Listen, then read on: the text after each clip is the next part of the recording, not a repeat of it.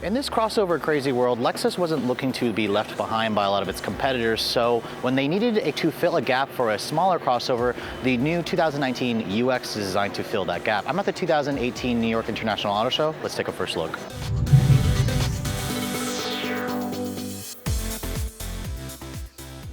So Lexus has been pretty much polarizing a lot of their consumers and critics with their grills, and the UX kind of is no different, although I will say the spindle grille on this smaller crossover looks pretty distinctive and somewhat attractive actually. I wasn't sure about this car in the actual photos, but now seeing it in person, I think it actually works.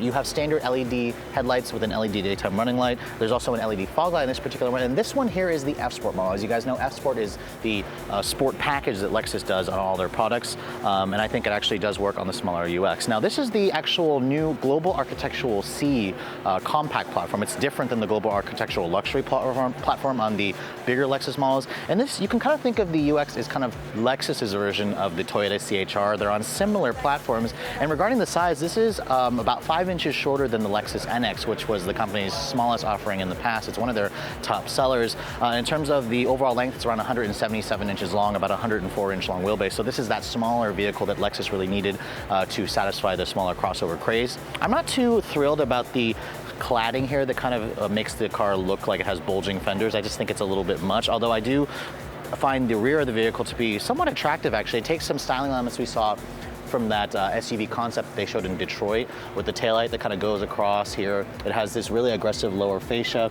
Although there's no actual exposed exhaust tips, these here try to mimic exhaust with the dark chrome finish. And overall, I think it's a much more attractive vehicle in person. It kind of reminds me more like a hatch. I mean, this is designed to go against vehicles like the Mercedes GLA, the Audi Q3, and it really shows in the size. But let's take a look and see what Lexus is powering this thing under the hood.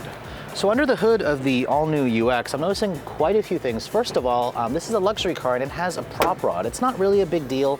This is the company's entry-level offering, but I kind of wish they just put struts on it. Now, under the hood, you're going to find two powertrains that are kind of unique to the UX, actually. It's the introduction of a 2-liter gasoline direct injection 4-cylinder. It's a naturally aspirated engine. That will be powering the UX200. Now, in this particular application, I want to say it's similar to the 2-liter we find in the CHR, but it makes more power, 168 horsepower, which is about a 24 horsepower increase. Now, I am a little concerned that that's not quite enough power. I would have liked to see 200, but I'll reserve judgment until I drive it. Now, paired with the engine is a CVT transmission with direct shift technology. Lexus says it's smoother, it's more responsive, it's very refined, and none of that rubber bandy feeling, and it also contributes to great gas mileage. Lexus is claiming this particular combination will get up to 33 mpg, available in either front or all-wheel drive. If you guys need more power or more fuel economy, there's also a hybrid in the form of the UX250H, which has about 176 horsepower, and that will get up to 38 mpg combined, which is Lexus is claiming the top in the class in terms of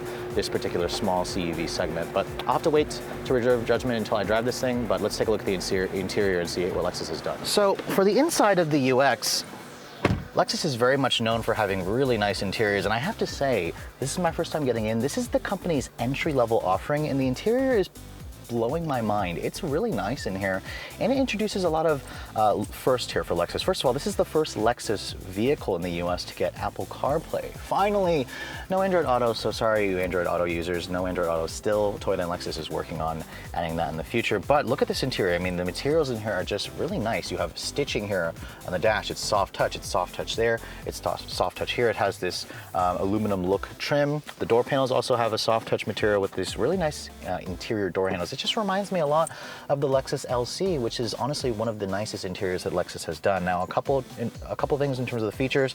I'm noticing lots of good buttons here. You have heated and cooled seats, which is nice, a heated steering wheel. The steering wheel itself is also power, tilt, and telescoping. I mean, this is stuff that this segment of the luxury market really hasn't seen in terms of, being at a certain price point. The infotainment system is the bigger 10.2-inch display. It has, the Lexus Inform system here with their mousepad controller. Now, Lexus hasn't really gotten the best reviews from this, myself included, but they have added a couple things. The volume knob here is a nice wheel. There's a tuning wheel here on the actual control pad, so that's nice. This controls the CVT transmission. I mean, overall, I think it actually feels a lot roomier than its size would suggest from the front seats, but let's take a look at the back seats and see how much the space is back there. Now, the rear seat of the UX is probably definitely going to be used by a lot of people who buy these. Now, the CHR, its platform made, has a pretty much unusable rear seat, at least in my opinion. But when you shut the door, it's actually not bad in here. First of all, it doesn't have that aggressively sloping roof to try to make it look like a coupe like the CHR. And so it's actually quite usable. This is where I had the front seat to drive pretty much, and I have decent leg room. There's good foot space underneath here, and the floor is actually almost flat here, so it's not too difficult to put a third passenger in the middle seat. Now, the material back here is surprisingly hard touch plastic, so that shocked me, but it is nice and soft here. I love the red leather in this particular one, and it even has a nice armrest here that folds down. Lexus gives you 2 USB ports and then a vents back here as well to add some comfort, and then there's 1 map pocket on the actual passenger seat. But overall, I mean, if you needed to squeeze, 2 average size adults back here in a pinch, it wouldn't be too bad. Now, this new UX will be going on sale in December of this year with no pricing yet announced, but I imagine it to be less than the NX, which starts in the mid-30s, so this one should start in the low $30,000 range. For Redline Reviews at the 2018 New York International Auto Show, I'm Sofian Bey.